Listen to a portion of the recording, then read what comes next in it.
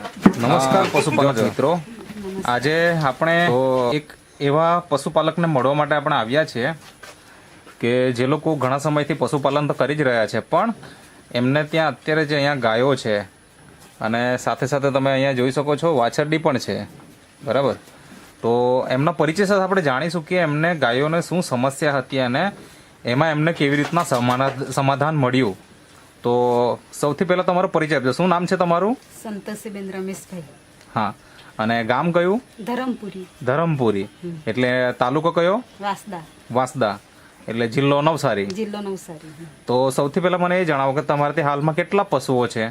અમારે ત્યાં 2 ગાય છે, 3 વાસેડી છે ને એક નાનો વાસેડો જ છે. ઓકે, આ 2 ગાય છે અને આ 3 અહીંયા વાછરડી છે અને એક વાછરડો છે નાનો. વાસેડો જ છે. બરાબર. એટલે ટોટલ આમ જોવા જઈએ તો 6 છે. તો તમે આ પશુપાલનના વ્યવસાય જોડે કેટલા વર્ષથી સંકળાયેલા છો? 25-26 વર્ષથી હે. 25-26 વર્ષ થઈ ગયા. હા, પણ ગાય લાવું, વેચી નાખું ને અવારનવાર વાસેડી ને બી આવે, વિયાણ થાય તે બી એમ વેચી નાખું, એવું કરીને આટલા જ રાખું, કેમ કે મેં એકલી રેમ કે નહીં એટલે. ઓકે, મતલબ 25-26 વર્ષથી તમે આ વ્યવસાય જોડે સંકળાયેલા છો. અને કઈ કઈ જાતની ગાય તમે પાડી અત્યાર સુધી? અમે હોસ્ટેન એટલે આગળ એમ લાવેલા તે બી હોસ્ટેન જેવી જ હતી. તેની આ વાસેડી આવી, એના વાસેડી આ 3 આ છે તો આની જ વાસેડી છે. અચ્છા. ને આ ગઈ વર્ષે હોસ્ટેન લાવેલા. અચ્છા. તો એના વાસેડો જ ગઈ વર્ષે બી આવેલો. તો તમે આજે પશુપાલનનો વ્યવસાય કરો છો તો તમે દૂધ ડેરીમાં આપો છો કે કેવું? ડેરીમાં આપીએ. ઓકે, તો મને એ જણાવો કે આજે પશુપાલનમાં ઘણી બધી સમસ્યાઓ આવતી હોય, તો તમારા પશુપાલનમાં શું શું સમસ્યા આવી એની થોડીક વાત કરો અને એમાં તમે શું કર્યું એ પણ થોડીક માહિતી આપો. સમસ્યા તો એ કે અમારી ગાય આ ગાભણ હતી, એમાં અમારી ગાય બેસી ગઈ આ વિયાવાને 2 દિવસ આગળ જ. હા, એટલે પછી અમે છે ને આ કાચા કોળમાં લઈ લીધી. હા, કાચા કોળમાં લઈ લીધી એટલે 21 તારીખે બેસી ગઈ, 23 તારીખે આનું વિયાણ થયું. આ કયા મહિનાની વાત? આ મેમાં. મતલબ અત્યારે જૂન ચાલે છે, બરાબર ને? એટલે 1 મહિનો પહેલાની વાત છે. આજે 30 તારીખ થઈ, એટલે આ 21 તારીખની તમે વાત કરો છો. એટલે 21 તારીખે એ ગાય મેની 21 તારીખે. હા, મેની 21 તારીખે શું થયું? આ ગાય બેસી ગયેલી. અચ્છા. એટલે જરા ગાભણ હતી કે પછી? ગાભણ હતી. ને પછી 2 દિવસ રહીને વિયાઈ ગઈ, એટલે 23 તારીખે વિયાઈ ગઈ. હા. પછી અમે એની સારવાર કરી. પછી અમને એમ તો અમારો છોકરો આ કંપનીમાં જોડાયેલો જ હતો, એટલે અમને યાદ આવ્યું કે ચાલો આપણે CFC નું પ્રોડક્ટ એક મંગાવીએ. અચ્છા, પહેલા નેટસપ કંપનીમાં જ્યારે જોડાયા ત્યારે CFC પ્રોડક્ટ હતું, બરાબર? હવે અત્યારે નામ ચેન્જ થઈને એનું થઈ ગયું પેટવેટ. આ બતાવજો. આ જ ડબ્બો ને? હા, નામ જરાક બતાવજો.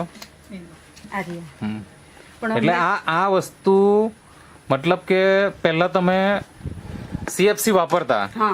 તે વાપરતા પહેલા.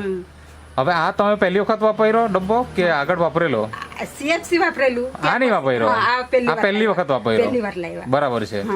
તો 5 દિવસ થઈ ગયા, ગાય બેસાણે આવી ગયેલી. હા, તો એને માટે કઈ તમે પહેલા સારવાર કઈ કરાવી કે કેવું? એમ કરાવેલી, ડોક્ટર બોલાવેલા હતા, પણ પછી ડોક્ટર ને બોલાવ્યા, બાટલા ચડાવ્યા, પણ તો બી ગાય ઉભી નહીં થઈ ને એમ બધા કહે કે નહીં કે ચાલ CFC બી ખવડાવે એમ, કે એનું રિઝલ્ટ અમને ખબર હતું.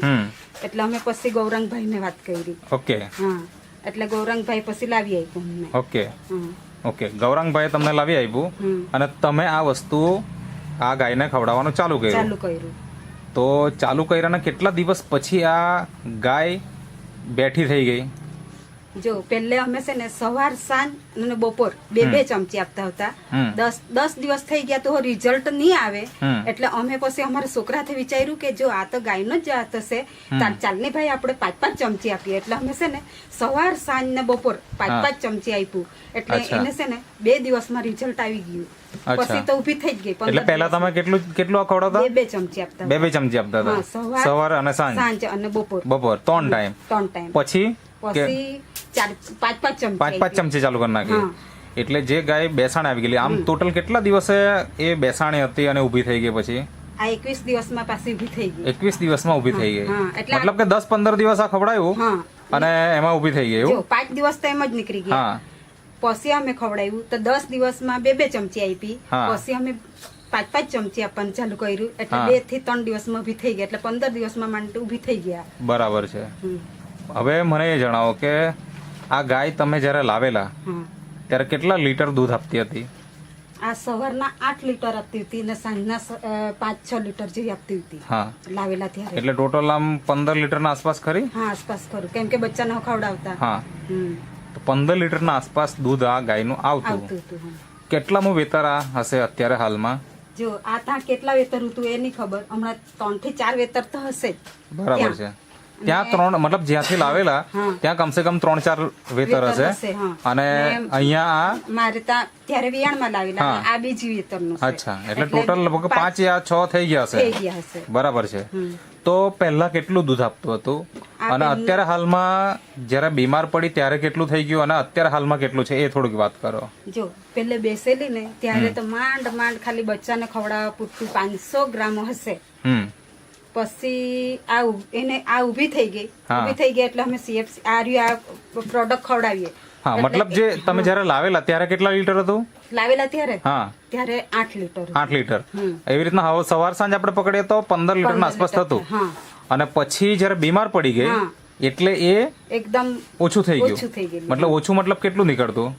ખાલી ગ્લાસ 2 ગ્લાસ અચ્છા, એટલે 500 ગ્રામ જેટલું નીકળે હા, એટલે બરાબર. બચ્ચાને જ ખવડાવી દે. ઓકે, હમ. એટલે અડધો લીટર જ નીકળતું એમ. હા, બરાબર. એટલે પછી અમે આ પ્રોડક્ટ ખવડાવ્યા કર્યું. હમ એટલે હવે પછી એ જ્યારે હવે ગાય ઊભી થઈ ગઈ પછી દૂધમાં કેટલો ફેરફાર આવ્યો એની વાત કરો. દૂધમાં પછી જો 500 ગ્રામ આવ્યું, લીટર આવ્યું, 2 લીટર આવ્યું, એવું કરીને હમણાં તો 5-6 લીટર થઈ જતી છે. બરાબર. હમ. આ અહીંયા દર્શક મિત્રો તમે જોઈ શકો છો, આ એક ડેરીની કાપલી છે. બરાબર. તો આની અંદર મતલબ આજની જ છે આ. હા, આજની જ છે. તો આની અંદર આપણે જોઈ શકીએ છીએ કે 6 લીટર કરતા દૂધનો વધારો થઈ ગયો છે. હમ. બરાબર. તો આ એક જ ટાઈમની કાપલી છે ને? હા, એક જ ટાઈમ. હા. તો હવે આટલું સારું રિઝલ્ટ તમને મળ્યું છે હમ. અને પહેલી વખત તમે આ વસ્તુ વાપરી. હમ. હવે ઘણા બધા લોકો એમ કે હમ. અનુભવના હિસાબે કે CFC જે પ્રોડક્ટ પહેલા હતું હમ. ને તમે ઓલરેડી વાપરેલું હમ. અને ઘણા બધા મિત્રોને અપાવેલું પણ, હા. અત્યારે હાલમાં આ પેટવેટ છે. હમ. તો એમાં તમને ફેરફાર શું લાગે કે પહેલાની જેટલી સારી પ્રોડક્ટ હતી એટલી સારી જ છે કે હવે એના કરતા નબળી લાગી કે એના કરતા વધારે સારું લાગ્યું? તમારો અનુભવ મને જણાવો. સારી છે. સારી છે. સારી છે. મતલબ CFC જે હતું એ પણ સારું જ હતું. હા, સારું છે. એના સરખામણીમાં આ કેવું લાગે તમને? સારું છે. સારું છે ને? મતલબ રિઝલ્ટ મળ્યું એટલે? રિઝલ્ટ મળ્યું કેમ કે જો ડોક્ટર તો બાટલા ચડાવી ઇન્જેક્શન મૂકીને જતા રહી. બરાબર. પણ જો આપણને જે સારવાર મળી ને આનાથી મળી. બરાબર છે. આ પ્રોડક્ટ થી મળી. કેમ કે જો આ નહીં હોત ને તમારી ગાય આજે નહીં બચત. ઓહો. કદાચ બરાબર. હે મતલબ એક વસ્તુ તો છે કે આજે તમારે ગાયને નવજીવન મળી ગયું. મળી ગયું. હવે માનો કે આપણે આવી ગાય લાવી હોય હમ. તો કેટલા રૂપિયા ખર્ચવો પડે? 50,000 ઓછામાં ઓછા. ઓછામાં ઓછા. એના કરતા વધી પણ શકે. વધી પણ શકે. હા. બરાબર. જ્યારે તમે આ ગાય લાવેલા કેટલામાં લાવેલા? આ 57,000 માં જેવા લાવેલા. 57,000માં. હા. અને 47,000. 47,000. હા, 47. હા, 47,000. હા, 47,000. એટલે almost ને 50,000 રૂપિયા. હા, ને 2,000 ભાડું. હા. એવું કરતા એના 49,000 ને 50,000 પકડી લેવો. હા. ઓકે. હા. મતલબ 47,000 ની ગાય, 2,000 નું ભાડું. ભાડું. બરાબર. એવું કરતા એટલે 50,000 ના થઈ આસપાસ જાય. તમારું થઈ આ મતલબ ખરીદી કરેલી ત્યારે એની કિંમત હતી. અને જો આ ગાય આપણે આ નહીં ખવડાવતે અને જો એ નહીં રહે, મતલબ મોત થઈ જાય, તો નવી ગાય લાવવી પડતે. લાવી પડતે. બીજા 50,000 નો ખર્ચો કરવો પડતે. ખર્ચો, હા. ઓછામાં ઓછો. હા, કરવો તો પડતે. તમને લાખ રૂપિયાનું નુકસાન થયું કહેવાય આમ જોવા જઈએ તો. એક ગાય ગઈ, ગુજરી જાય તો. બરાબર ને? હા, વળી. તો એ ખર્ચો બચાવી દીધો. આજે દૂધ જે ઓછું થઈ ગયું હતું એ પણ આપણે જોયું કે 6 લીટર સુધી એક ટાઈમે પહોંચી ગયું છે.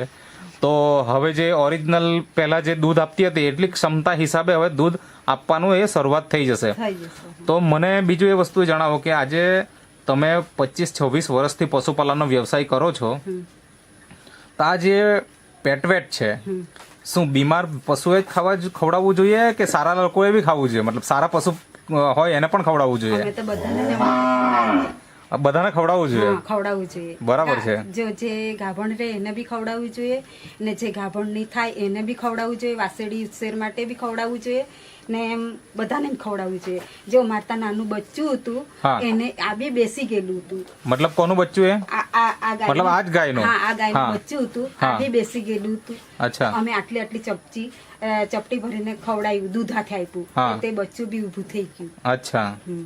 તો એ પણ તમારા ઘરમાં એક સારું રિઝલ્ટ મળી ગયું. રિઝલ્ટ મળી ગયું. હવે એટલે મને એ જણાવો કે તમારા આસપાસમાં જે આ બધી ઘટનાઓ જાણે છે એવું કોઈ છે અહીંયા જે ભાઈ ઉભેલા છે એમ? હા, છે ને. હા, તો જરાક તમે આવજો ને આગળ. આ શૈલેષભાઈ છે. હા, શૈલેષભાઈ, હા આજે બેને વાત કરી એ બધી વાત સાચી છે? સાચી છે સાચી છે. તમે પડોશમાં રહો છો, હા. બરાબર ને? હા તમને અહીંયા બોલાવ્યા છે, હા.